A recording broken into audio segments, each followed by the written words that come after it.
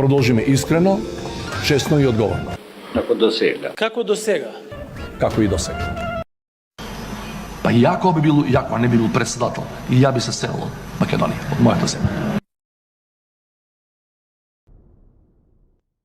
Вчера со Каљо Тунгузија цел ден се расправавме за тоа дека Тунгузија не е измислена територија, што македонски превод значи место далеку негде у пичку материну и понатака, како што тврдеше Каљо, туку дека е тоа територија во Русија. Да, додуша далеку у пичку материну. Ама постои од како постои Русија, како што тврдев јас. Не е тачно, ме вика Каљо, тоа е измислена земја, бе баце. Па ти си бар стар скопјанец, знаеш и сам како го добив на димакот. Абе, Каљо, каква врска има, викам, твојов прекар со фактот дека Тунгузија е светски позната по тоа што 1900 и некоја, на почетокот на минатиот век, таму треснал метеор и имевал мајката на тунгузиците. И имало голема експлозија и тоа диносаурус све живо изгинало тамо. И зајци, волци, лисици. Немаш врска, ми вика Каљо, бе. Ја на димакот го добив као копилј. Се качив на железничка увозат за Солун, па излегов у Гевгелија, затоа што мислев дека морето е тука преку патот од Карши. И после кога ме најдоа, мавнато тоа сонцето глава, сунчаница, гладен, жеден, и кога комшиите го прашуваа, татко ми, кај го најдоа Кајло твој, бре, комшија, кај го најдоа, он им викаше, во Тунгузија, тргнал на плажа, а нема врска. Ја бев у Гевгелија, ме акна тоа сонцето глава, бетер од метеор. И мајка ми мисла ми кажа, само татко ми нели сакал да се фали, демек сум стигнал многу далеку.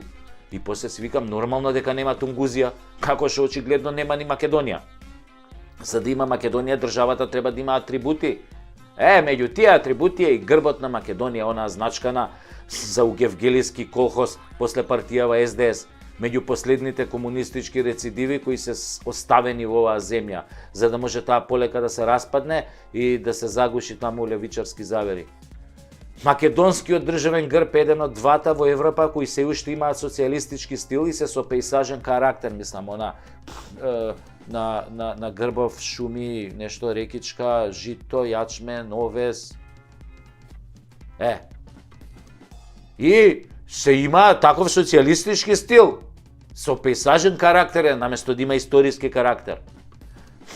Другиот грб со пејсажен стил е грбот, да кажеме, на Белорусија. Според сите меѓународни домашни хералдички стандарди, ова не е грб, туку амблем. Но и покрај тоа што е амблем, законот на Македонија го именува како грб.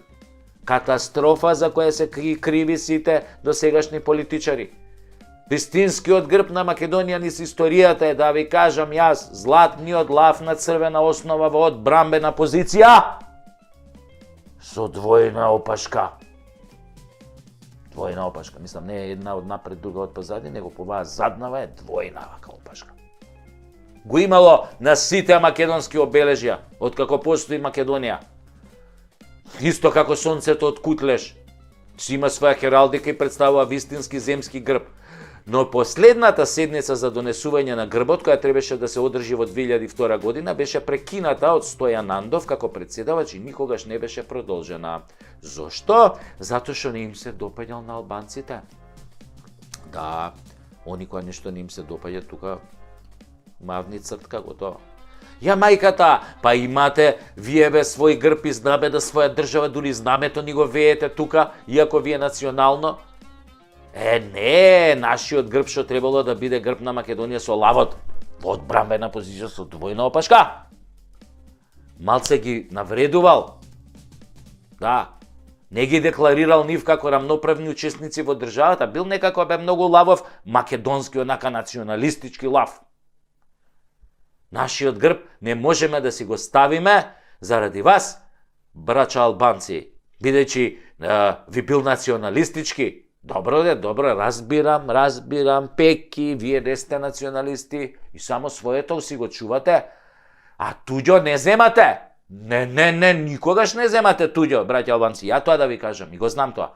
Тогаш само што го кажав ова, се вмеша Каљо Тунгузија, ми вика, ми улета онака среден мисли и ми вика, баце, знаеш дека ти дедо му на шо тропаш бе, ми вика.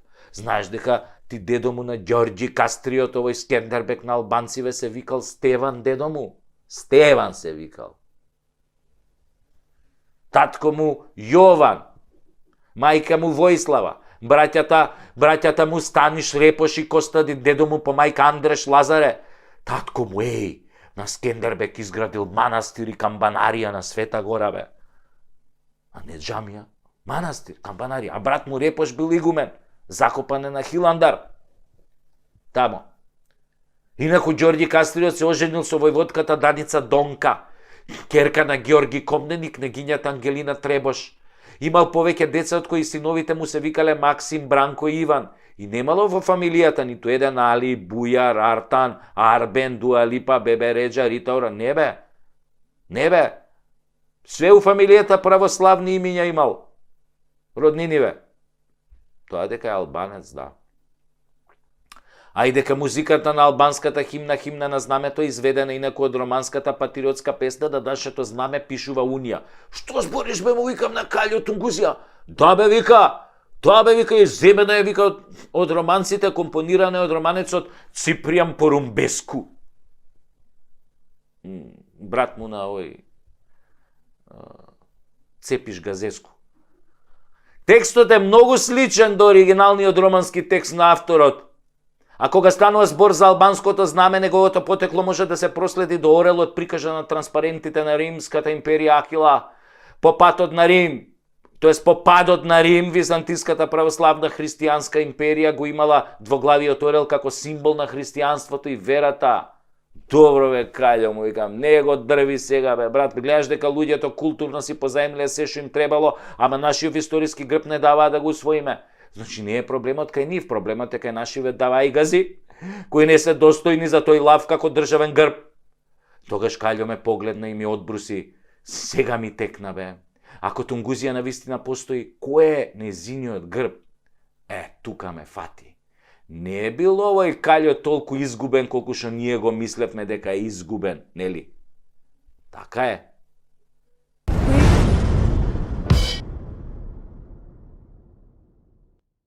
Глурац.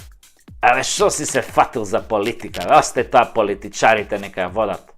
Секој ден некој така паметен, колку тиква на Халоуин, се наоѓа така понегде да ми даде совет во инбокс или на улица. Да ми го клај умо во инбокс. Или демек да ми го каже најпаметното нешто што можел да го смисли во целиот живот. И така, слушајќи ги бисериве на ботовиве што ми пишуваат, а јас жив човек од крв и од месо, па кога нема дежурен црнец, јас им го давам белото момче по список, нели партиски, на општински одбори пошироко. И затоа имам предлози до новата власт, независно која ќе биде, само ако тоа не се таче ќурка, Стево Мунгос или Шарскиот поскок. Али за да може државава да мрдне малку од нултата позиција и да конечно имаме пари за децата. А не да ги лечиме нели со СМС, што е најголема срамота и грев за еден народ. Значи, од прилика вака одат пресметките што морате веднаш да ги направите. Прво, ќе ги намалите платите на пратениците и функционерите и ќе ги изедначите со платите на докторите и учителите, односно на наставниците и професорите, затоа што, како што рекол Ататурк, нема држава ако учителите и докторите не земаат плата колку што земаат нели пратениците. Значи, функционери, доктори, даскали, иста плата. Потоа ќе ги укинете сите државни службени возила, ќе ги оставите само десетина за странски делегации, службените возила кои не се патнички, како што се во полицијата, армија, македонски шуми и други институции, кои имаат возила со кои ја извршуваат основната дејност. Потоа ќе ги укинете обезбедувањето на бивши премиери, бидејќи сите досега се утепа од крадење, а треба уште пак со наши пари да ги чуваме. Ако се честни, ќе си одат по улица со дигнато чело, ако се арами, нека седат дома, кој ги пучи, цел живот напучени да одат. Потоа да укинете цело Косово и Албанија да се лечат кај нас, а ние да немаме основни средства за операции и лекови. По кој основ се лечат Косово и Албанија кај нас, бе? По кој основ би се лечеле Србија и Бугарија кај нас или ние кај нив? Потоа да ги укинете сите економски директори во здравството и да ставите менаџери, а не доктори за директори. Менаџерите ќе менаџираат со парите, а докторите ќе лечат. Кој менаџер биде фатен со малверзации, кој доктор биде фатен со мито, одат во затвор. Нема извини. Толку е. Потоа укинете ги оние глупи сертификати за англиски и тестови за функционери, затоа што пола шарпланина со купени дипломи ви е функционер. И од англиски знаат само yes и no и fuck you, кога се работи за државата. Функционер се назначува политички, има 1 година грейс период, ако не вратил долгови, не купил опрема, не склучил меѓународни договори, не подигнал плати за својата институција, на клоци. А ако се успеал да направи дури и повеќе, мандатот уште 3 години со право на реизбор уште 4 години. Какви тојфоли, какви иелци, денес во светот сите зборуваат нормален англиски, целиот бизнис оди на англиски, целата интернет комуникација оди на англиски.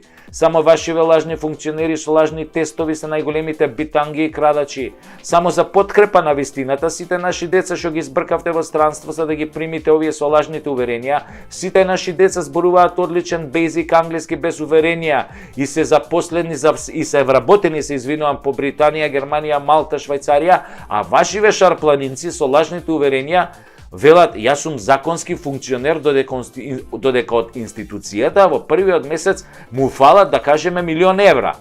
Затоа манете се со глупости, го назначаш функционер и ги оставаш под обсервација на внатрешна контрола у влада. Јебова с англиски. Мислам, после тоа укинувате и службени картички, јадење по ресторани само во тој во собрание и таму да се носат сите гости, барем ќе се знае сметката на купче, за општини институции лимит до 200 евра месечно за кафани, се на тоа автоматски да следи кривична пријава. Ако сака да работи за општината и државата, не треба ние да го раниме, ќе си јаде, има плата, дневници, додатоци. Уште државна сметка за храна и пелени не му треба. Исто така и трошоците за бензин во институциите и општините, ставка 0. Епа другари, кога во првите 100 дена ќе го направите ова, гледајте ја следната преку Тасевски епизода професор, доктор, магистар and суперстар Сашо преку Тасевски, алијас Саша Напучеев преку Куров или коднием именем Куров. Значи, секретниот агент Путиња коднием именем Куров. Тој ќе ви даде нови 5 задачи да реализирате. Само така можеме еден ден да станеме држава. Понимаете?